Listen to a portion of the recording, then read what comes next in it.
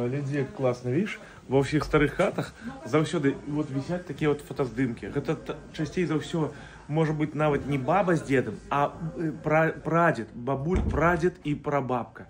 І вось такія яны, от зараз тут як бы падкаляровыя, а тады ж не было каляровых, тады былі просто чарна-белыя фотаздымкі. Гэта яшчэ з такой вот бандуры, помніш? І вот такія фотаздымкі атрымліваюць. Можа, я думаю, да гадоў, можа, год 1920, можа, яшчэ да ваенных часоў. І, канешне, вось дзеці раслі, потым раслі ўнукі, потым праўнукі, і ўсе глядзелі на гэты фотаздымак і пыталіся: мама, раскажы мне пра майго бабулю, мама, раскажы мне, я нават зараз пытаўся, мама, раскажы мне пра майго дзеда. А потым зараз, калі я вырас яшчэ ўсе жывыя, я пытаюся: мам, а кім быў мой прадзед?